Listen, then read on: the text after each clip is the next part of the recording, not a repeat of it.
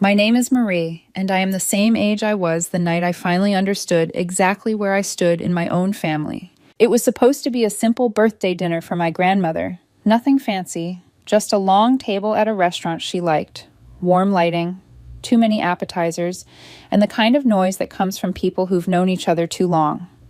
I paid for everything without thinking twice: the reservation, the wine, the cake from that bakery she always mentioned liking, even an Uber for my mom because she said she didn't want to drive in the dark. I didn't announce it. I never did. That was just how it always worked. I covered things. They showed up. I knew the night was going to go sideways when my brother's son leaned back in his chair, braces flashing, no filter, and said it loud enough for everyone to hear. "You just throw money around because no one actually loves her." It wasn't even said with anger. It was casual, like repeating something he'd heard enough times that it felt factual. The table went quiet for half a second, just long enough for someone to correct him or shut it down, or at least look uncomfortable. Instead, my dad laughed until he cried.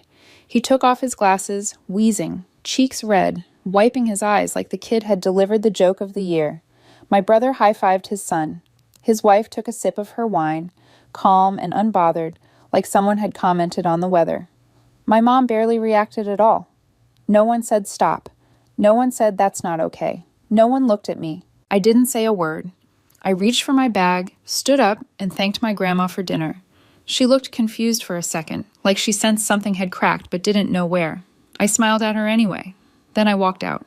No scene, no comeback, no dramatic exit, just quiet and final. I didn't even make it to my car before my hands started shaking. I sat there for a minute gripping the steering wheel, breathing through it, trying to get control before driving. I drove home in silence, every sound turned down, every thought turned up. When I got inside, I opened a bottle of wine and stayed up until 2 in the morning, not crying, not yelling, just replaying everything. Every birthday, every holiday, every random Tuesday when someone needed something, rent help, gas money, a bill they forgot about, a card that maxed out because of an emergency that somehow kept happening. It was like looking back on a list of favors that had quietly become expectations. Somewhere along the way, generosity had turned into obligation, and I hadn't noticed when the shift happened because no one ever announced it. They just leaned in more. By morning, the group chat was exploding. My brother asked if the AMX was down because he couldn't get gas. My mom said her internet wasn't working. My dad accused me of paying bills late again. That was the part that almost made me laugh. They weren't asking. They were assigning blame, like I was their personal assistant who'd missed a task. What I actually did was simple. I logged into every account I'd been quietly paying for: phone lines, 2 utilities, a credit card that only ever seemed to exist for emergencies that weren't mine. I shut it all down, changed passwords, removed my cards, canceled autopay, no announcement, no explanation. If they noticed, they could figure it out themselves. I didn't respond to the chat. I sent one emoji, a woman shrugging, then turned off notifications. The calls started that afternoon. My mom called 4 times in a row. I didn't pick up. Then my brother. Then his wife. My dad texted me directly asking if I was having a breakdown or something. I wasn't. I was having a breakthrough. Years of covering for all of them because I didn't have a husband or kids or anything they considered real responsibility had trained them to think my money was communal. I didn't complain loudly. I didn't ask for help. So they assumed I didn't need any. That night at dinner changed everything. They made a joke out of me in front of my grandmother in a restaurant I paid for, and not one of them thought it was wrong. So the next day, I stopped. I didn't announce it. I didn't explain it. I just stopped answering favors. When my mom asked if I could swing by and grab groceries, I said I was busy. When my brother texted about a surprise bill, I left him on read. When his wife asked if I could watch the kids for an hour so she could get her nails done, I didn't respond at all. At first there was confusion, then irritation, then panic. By the 3rd day they were losing it, and I still hadn't said the word no. I didn't need to. They were unraveling on their own, and for the first time, I wasn't running to catch the pieces. By Friday morning, the tone of the group chat had shifted completely. The jokes were gone. The confusion had curdled into something sharper, more urgent. My brother asked if I was really done helping my family now, like this was some phase I'd wake up from. His wife followed immediately, reminding me they had kids, like that single fact erased every boundary I was trying to draw. My mom texted, "Call me," with no punctuation, no softness, just expectation. I didn't. Instead, I went to Pilates for the first time in months. I got a smoothie afterward and ran errands I'd been putting off because there was always someone else's crisis to manage. The quiet felt strange, almost suspicious, like I was waiting for something bad to happen because nothing was happening at all.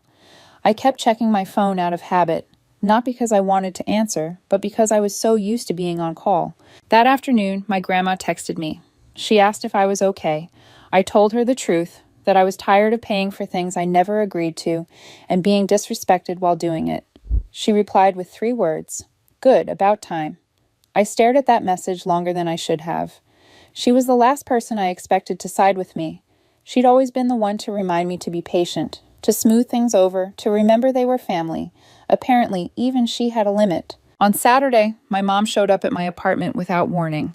She buzzed the intercom like I owed her entry, waving when I answered the video, like this was a friendly drop-in. She said she needed the Safeway card and asked if it wasn't working anymore. When it didn't buzz her in, she texted that after all she'd done for me, this was how I repaid her. I turned off my phone and didn't answer the door. An hour later, my dad called, then my brother. Then my brother's wife sent a long message about how this was hurting the kids, how they missed me, how this wasn't like me. It was exactly like me, just quieter. By Sunday, my brother sent a voice note. I didn't listen. Then he sent a screenshot of their Hulu account, logged out, and followed it with, "You changed the password." I texted back that I canceled it. He sent a picture of the kids sitting on the couch with the TV off and wrote that he hoped I was happy, and I was. Not because they were uncomfortable, but because for the first time I could breathe. That entire week, I didn't send a single transfer or make a single call for any of them. One by one, things started falling apart. My mom's electricity got shut off by Tuesday. She texted that she knew I was mad, but they couldn't live like this and asked me to pay it just this once. I didn't respond. On Wednesday, my brother warned their car was about to be repossessed and told me to just do one payment. I told him to talk to Dad. Dad told me I was proving a point but hurting my own family.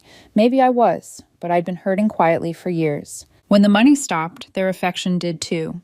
And that's when it became clear what I'd been to them all along. Not a sister, not a daughter, a solution, a buffer, a backup plan. And once I stopped playing that role, there was nothing left to pretend with. The panic wasn't about losing me. It was about losing access. By Thursday, they'd shifted tactics. My mom called and said they'd been talking and thought I needed help, that maybe we should all get together and talk things through. She framed it like concern, like I was spiraling, like I was the one who needed fixing. I ignored it. I poured a glass of wine, ordered Thai food, lit a candle, and watched a movie I'd been meaning to see for months. For a full evening, I existed without reacting to anyone. The next morning, I woke up to 6 missed calls from my dad, 3 from my mom, and a long message from my brother's wife ending with, "Congratulations, the kids are crying." Buried between those notifications was a message from my grandma asking me to call her when I could. I called immediately. She didn't even say hello. She laughed and told me she'd never seen my mother look so stupid in her life. She said they'd all come to her house to complain, talking about how I was acting crazy and abandoning the family.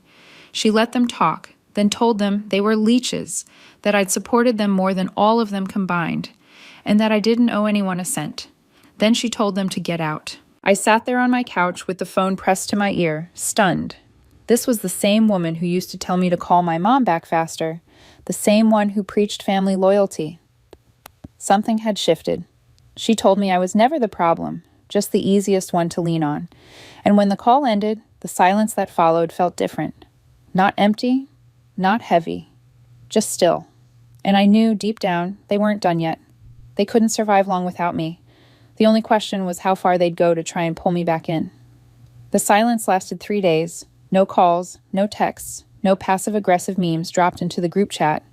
It almost convinced me it was over, that maybe my grandmother's words had finally landed and knocked some sense into them. I let myself believe, briefly, that they might sit with the discomfort instead of trying to hand it back to me. That was my mistake.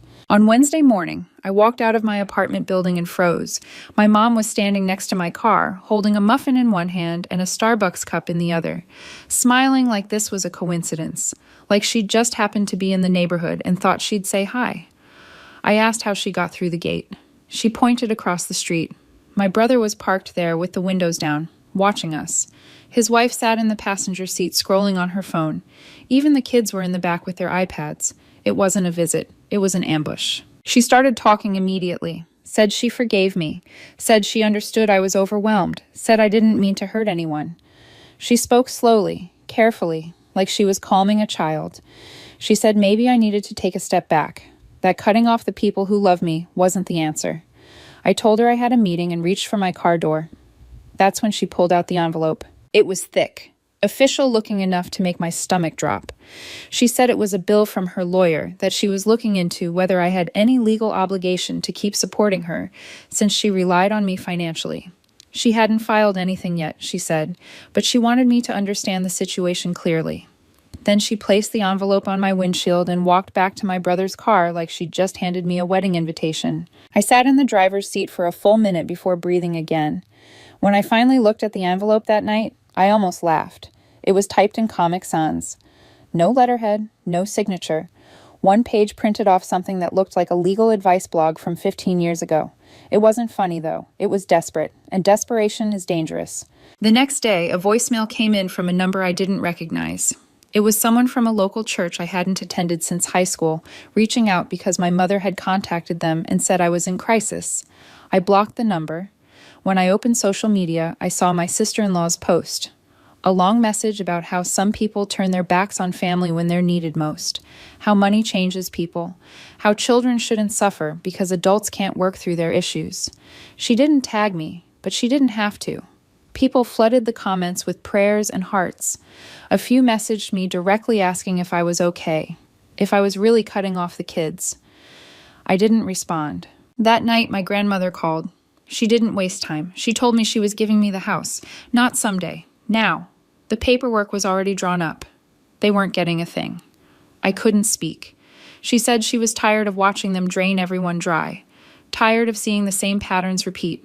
She told me to let them lawyer up, beg, cry, post their stories. She reminded me who taught them how to fight. By the weekend, the tone changed. The group chat came back to life, softer this time. Invitations to talk, messages about clearing the air. My mom said she wanted to be there for me. My brother said we all said things we didn't mean. His wife said she wished we could go back to how it used to be. I knew exactly what had happened. They'd found out about the house. When I went to see my grandmother, she handed me the folder with the deed, lawyer letters, everything final. She told me they'd all come to her the night before, apologizing, asking if it was true. She said she told them yes, and that they should be grateful I didn't take more.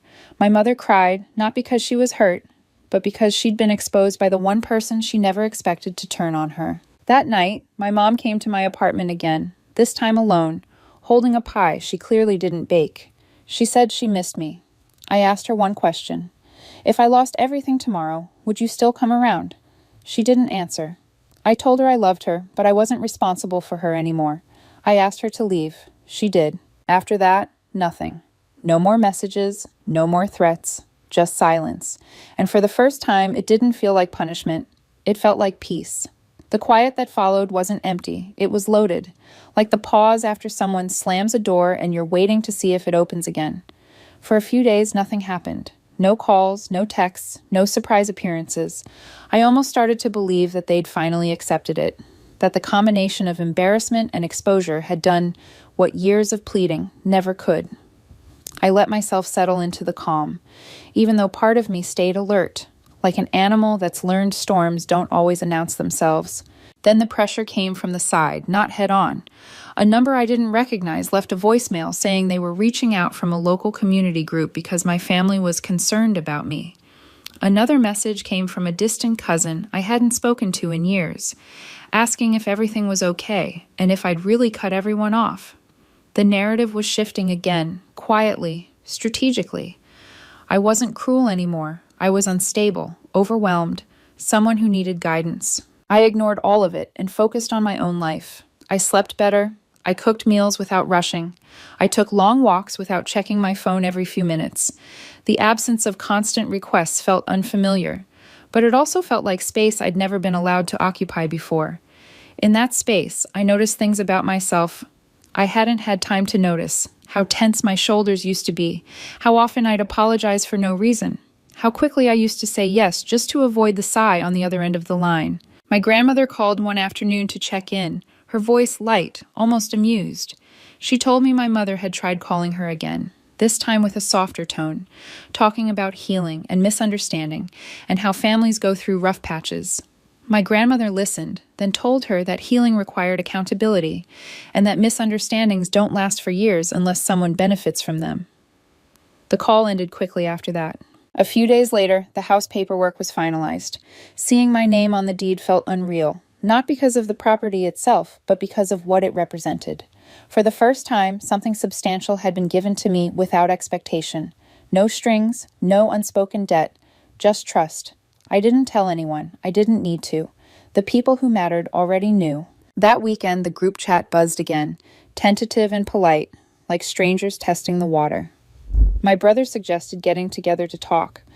My mom said she just wanted to understand. My sister-in-law talked about missing how things used to be.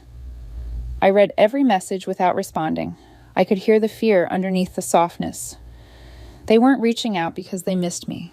They were reaching out because something had shifted, and they could feel it slipping out of their control. I went to my grandmother's house instead. She was in the backyard trimming her rose bushes, calm and methodical. She handed me copies of everything: the deed, the letters, the legal confirmations. Then she told me the truth. She'd watched them lean on me for years and told herself it was fine because I never complained. She admitted she'd mistaken my silence for strength. When she saw what happened at that dinner, the way they laughed and didn't flinch, she realized she'd been wrong. She told me she wasn't going to make that mistake again. That night, my mom showed up at my apartment one last time. She didn't raise her voice. She didn't threaten me. She just stood there, looking smaller than I'd ever seen her, holding a store-bought pie and saying she missed me. I let her talk. Then I asked her if she would still come around if I couldn't help her anymore. She hesitated. That was all the answer I needed. I told her I loved her, but I wasn't available in the way she wanted. I asked her to leave. She did, without argument. After that, the silence settled in for real. Not the kind that waits to strike, but the kind that stays. And in that silence, I realized something had finally ended. Not just the money, not just the favors. The role I'd been playing my whole life. It's been 3.5 weeks now, and the silence hasn't broken. No text slipped through late at night. No guilt-laced voicemails pretending to check in. No sudden emergencies that somehow still required my wallet. Just quiet. Real quiet. The kind that feels strange at first, like walking into your house after a storm and realizing everything is still standing. But the air feels different. Lighter. I didn't realize how much of my brain had been occupied by everyone else's chaos until it was gone. I've been sleeping better, cooking meals just for myself, taking walks without my phone clenched in my hand, waiting for it to buzz. I'm not preloading explanations anymore, or rehearsing how to say no without sounding mean. I'm just existing. And it turns out that takes far less energy than surviving on constant alert. Somewhere in the middle of that quiet, I did something I never thought I'd actually do. I reopened the dating app I downloaded last summer and never touched. I always told myself I was too busy, that dating sounded exhausting, that I wasn't the type to meet someone online. The truth was simpler. I didn't have room. Not emotionally, not mentally. I was too drained, holding everyone else together. Now there was space. His name is Jordan. He's 34, a freelance travel photographer from Boulder. The first thing he messaged me was a hot take about how people who say, "Let's just do drinks," don't actually want to get to know you. I laughed out loud.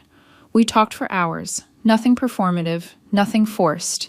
He asked what I liked, what I didn't, what made me uncomfortable, what made me laugh. When I mentioned family stuff as the reason I hadn't dated in a while, he didn't push. He just said that made sense. We met for coffee at a small place downtown with mismatched mugs and old music playing softly in the background. We talked for 2 hours about horror movies and the worst jobs we'd ever had. I forgot I was on a date. It just felt easy.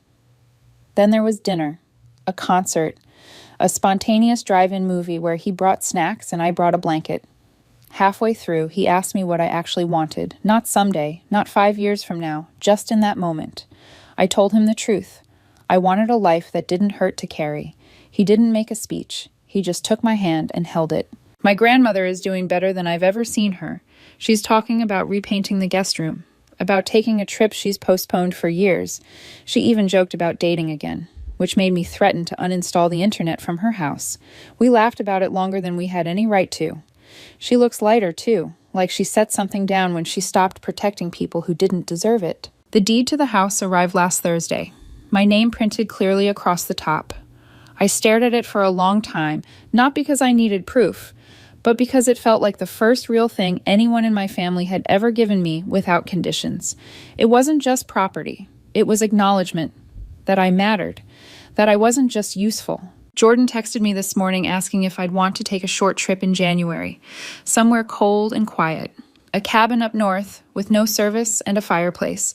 Normally, I would have hesitated, worried about what I'd be missing, who might need me, what might go wrong if I wasn't available. This time, I said yes without overthinking it, because the people who only reached for me when they were drowning are finally out of reach, and the people who want to know me, really know me, are meeting me on solid ground.